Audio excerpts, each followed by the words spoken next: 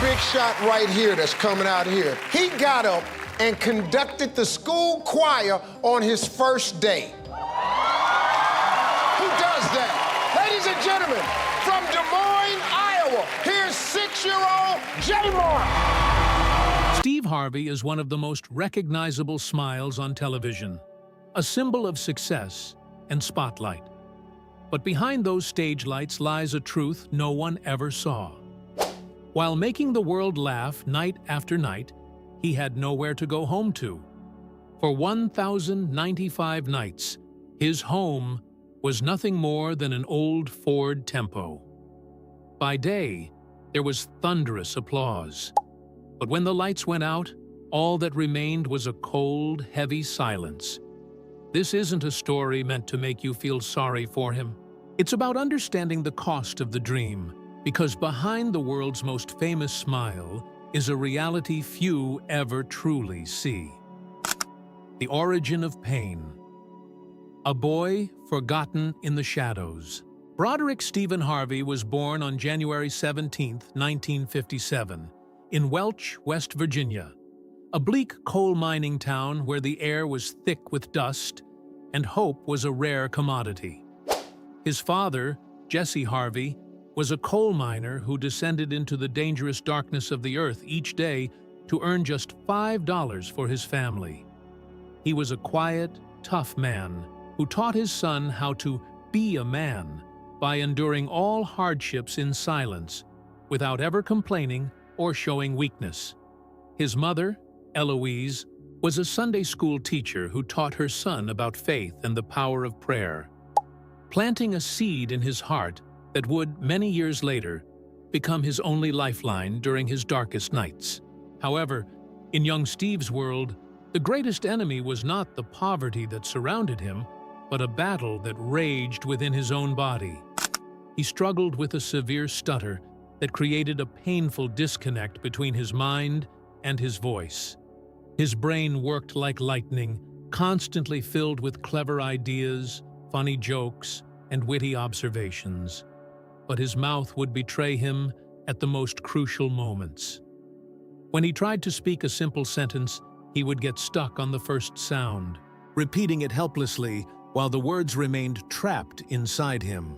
At school, other children were merciless in their cruelty, and they nicknamed him Va Va Va Voom to mock the sound he made when he struggled to speak, erupting in laughter at his expense. Each burst of laughter built another invisible wall around the young boy, and the shame became so heavy that he eventually chose to remain silent for years. Instead of speaking, he became a keen observer of the world around him, learning to survive by reading people's facial expressions, analyzing their body language, and understanding the unspoken emotions in their voices. The painful feeling of being abandoned began very early in his life. Steve had a close friend who lived next door, and the two of them would walk to school and play together every afternoon. Their friendship was simple and pure, until a group of older bullies began to target them both. They would taunt his friend, saying things like, "Why are you playing with the stuttering boy? If you hang out with him, you're just like him." The social pressure grew stronger every day, and his friend slowly began to pull away. The walks to school became less frequent, and the afternoon games stopped altogether, until one day she abandoned him completely to play with the very same children who had mocked him. Standing alone in the schoolyard, Steve experienced for the first time the bitter sting of being turned away by someone he trusted, learning that loneliness could come not just from strangers, but from the people closest to him. The most dramatic moment of his childhood pain occurred when he was in the 6th grade. His teacher gave the class an assignment to write about what they wanted to be when they grew up. And Steve did not write coal miner like his father or firefighter like many of the other boys. Instead, he carefully wrote down the words, "I want to be on TV." When it was his turn to share, the teacher read his answer and then paused, looking down at the stuttering boy with a look of pure mockery. She read his dream out loud to the entire class, announcing, "Listen, everyone. Our little stuttering Broderick wants to be on television." The room exploded with laughter, a sound that echoed in his ears and pierced his young heart. He stood frozen in place, his face burning with humiliation as his precious dream was publicly ridiculed and destroyed. That evening, he cried in his room until his father, Jesse, came in. Steve showed him the crumpled piece of paper, and his father read it without saying a word.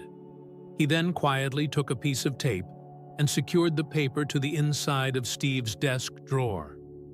Placing a firm hand on his son's shoulder, he said, "Keep this paper right here.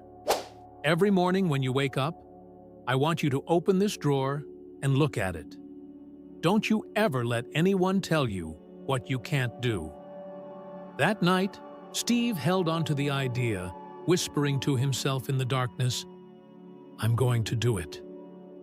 But deep down, his heart was filled with doubt and fear.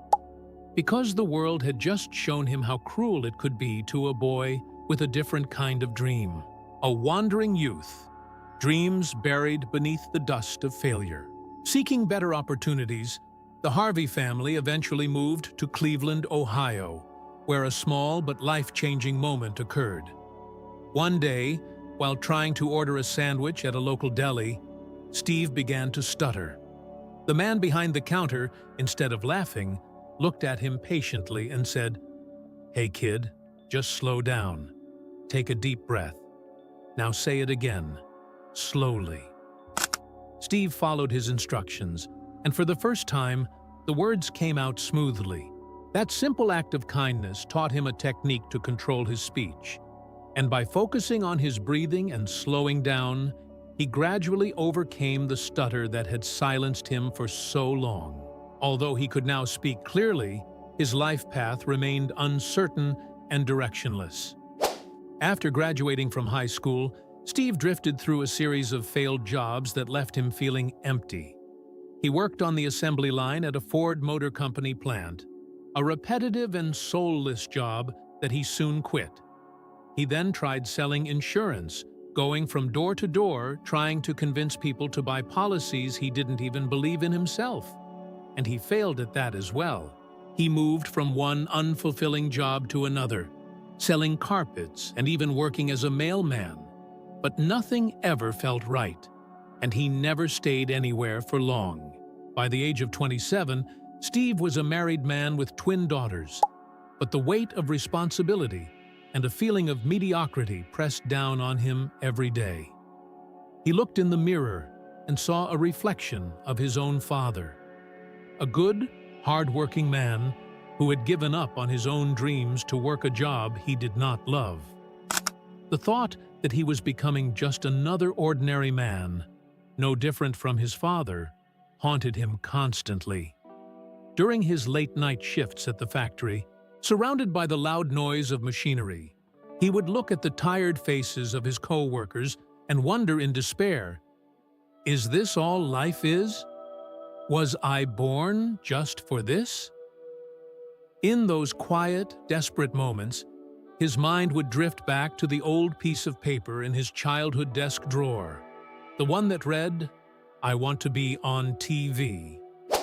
That dream was still alive, but it was now buried under a thick layer of failures, unpaid bills, and the responsibilities of being a father. The abyss of despair, 3 years in a moving coffin. On October 8, 1985, Steve Harvey made a fateful decision that would alter the course of his life forever. After being challenged by his wife, he signed up for an amateur comedy night at Hilarity's Comedy Club in Cleveland. He was hesitant, but his desperation pushed him onto the stage for the very first time. He talked about his life, his string of failed jobs, and his feelings of being stuck. And to his surprise, the audience laughed. They laughed so hard that he won the $50 prize. That feeling of connecting with an audience, of making them happy, was like taking his first breath after being underwater for years. The very next morning, fueled by that single taste of success, Steve did the most reckless thing he had ever done. He walked into the Ford factory and quit his job, even though he had a wife and 2 young daughters to support. He had no plan and no savings, only the $50 from the night before, and a blind faith that comedy was his destiny. The consequences of his impulsive decision came almost immediately. The small payments he received from comedy gigs were not nearly enough to cover rent or buy milk for his children, and his marriage soon crumbled under the immense financial pressure. After a series of painful arguments, his wife filed for divorce, and Steve lost everything. He lost his wife, he lost his home, and most devastatingly, he lost the right to be with his daughters every day. At 30 years old, he was left with nothing but a dream and his 1976 Ford Tempo. For the next 3 years, from 1985 to 1988, that old car became his home, a mobile coffin that contained his entire existence. The back seat was his bed, and an igloo cooler on the passenger seat served as his refrigerator, usually holding nothing more than a loaf of bread and some cheap bologna. He had no bathroom, so each morning he would find a gas station or a public restroom at a bus terminal to wash up. He used the rough, pink liquid soap from public dispensers to clean his body and shaved while looking in the car's rearview mirror, always praying that no one would knock on the window and tell him to leave. His few clothes were kept in 2 bags, and he washed them at laundromats whenever he managed to earn a few extra dollars. Humiliation was a constant companion during those years, as he had to plan his days around finding a place to use the toilet and endure the suspicious looks from police officers who saw a black man sleeping in his car. But the deepest pain came from the profound loneliness. One night, he drove to Florida for a comedy gig where the promoter had promised him a good payment. But after the show, the man vanished with all the money. Stranded with an empty gas tank and no money, Steve drove to a deserted parking lot and finally broke down. He collapsed onto the steering wheel and cried until he couldn't breathe, weeping for his own foolishness and the miserable state of his life. In a moment of desperation, he siphoned gasoline from another car, just to have enough fuel to move on. Back in his car, he opened his wallet and stared at a photograph of his twin daughters, and a voice of self-hatred screamed inside his head. "You are a terrible father. You are trading your children for a foolish dream." He almost started the car to drive back to Ohio and give up forever. But then he remembered his father's words. "Don't you ever let anyone tell you what you can't do." He sat there, frozen, and looked up at the night sky through his cracked windshield. He began to pray, a raw and desperate plea to the heavens. "God, if you are real, please get me out of this. I can't take it anymore. Please, I can't do this alone." The most painful irony of his life was the stark contrast between his 2 identities. On stage, he was the king of comedy who made hundreds of people roar with laughter. But as soon as the show was over, he would retreat to his Ford Tempo and become an invisible homeless man whom nobody knew or cared about. A flicker of light, yet still in pain. Those 3 years of living in his car were a living hell. But they also sharpened his comedic talent in a way that no school could.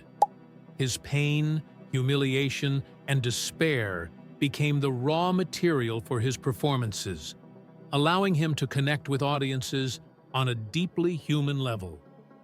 In 1991, while still living a hand-to-mouth existence with only $35 to his name, he reached his breaking point.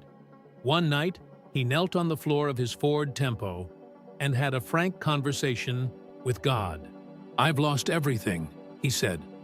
"My wife, my kids, my home, my dignity. If you truly have a plan for me, Please show me a sign. A clear sign. Otherwise, I'm done. Just a few days later, a public telephone rang.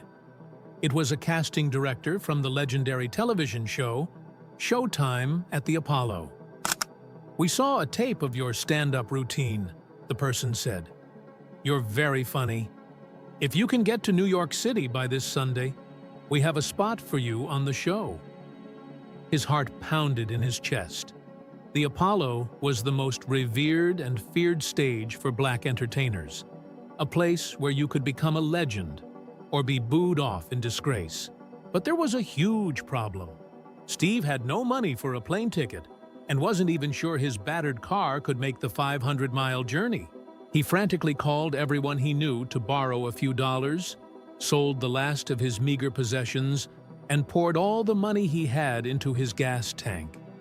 He drove the rattling Ford Tempo all night, arriving in Harlem just hours before his performance, exhausted and starving.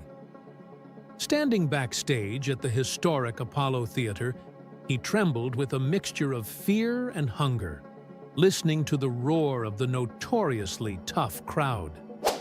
He thought about running away, but then he remembered the 3 years in his car, the cold nights, the bologna sandwiches, and his desperate prayer for a sign.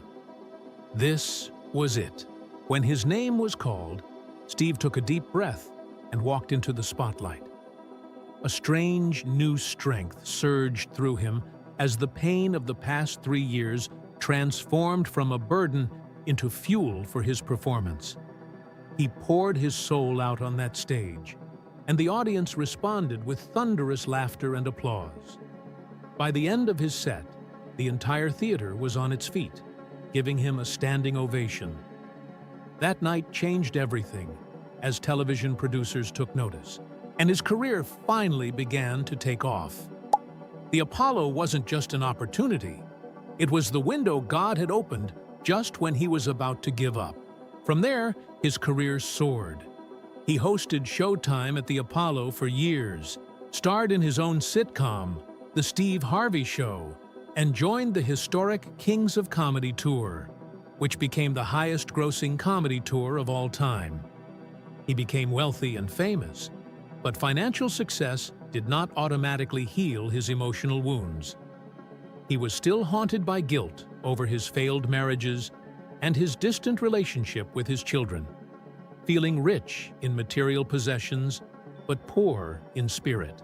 Crisis at the peak of glory, on the brink of losing everything. By 2015, Steve Harvey was a global brand, hosting a popular morning radio show, the hit game show Family Feud, and writing best-selling books. He was then given one of the most prestigious hosting jobs in the world, the Miss Universe pageant. On the night of December 20th, 2015, in Las Vegas, with millions watching live, Steve made a catastrophic error. He mistakenly announced Miss Columbia as the winner, only to have to walk back on stage moments later to correct his mistake and declare that Miss Philippines was the true Miss Universe. The on-air disaster was seen around the world, and the backlash was immediate and brutal. He became the subject of global ridicule, and he and his family received death threats from enraged fans. That night, sitting alone in a dark hotel room, he felt the old, familiar feeling of failure and isolation wash over him, as if he were right back in his Ford Tempo, abandoned by the entire world. A couple of years later, another crisis erupted when a private memo he sent to his staff, instructing them not to approach him without an appointment, was leaked to the public. The media labeled him a diva who had forgotten where he came from.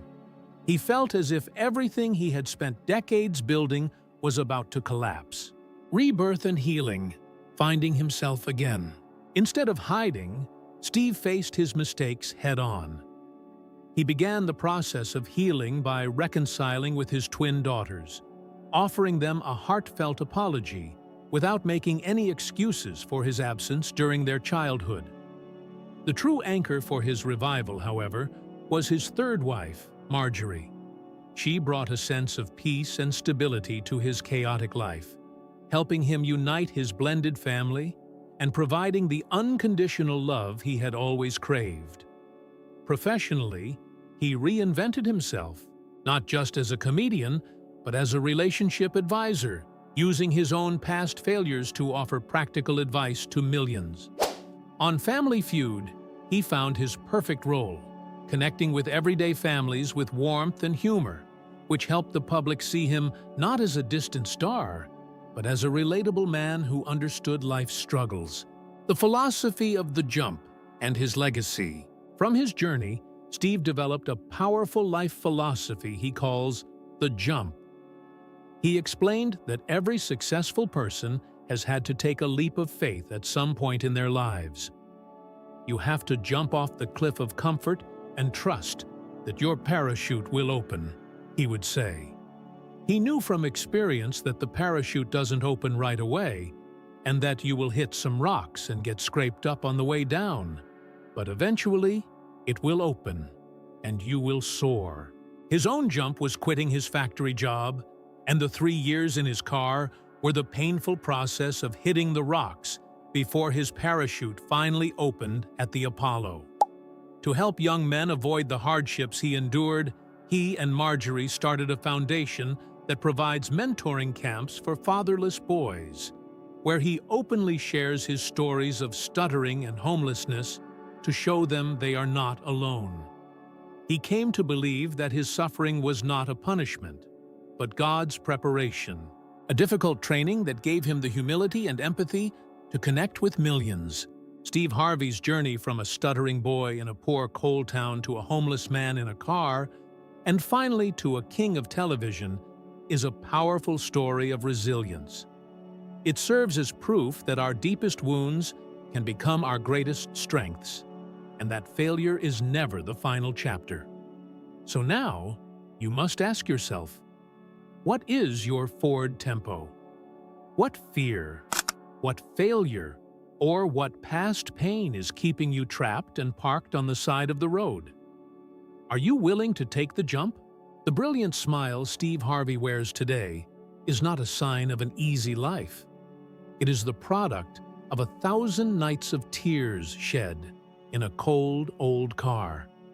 It stands as a powerful testament that even when you feel completely alone and abandoned by the world, you can still rise, but only if you dare to take that leap of faith.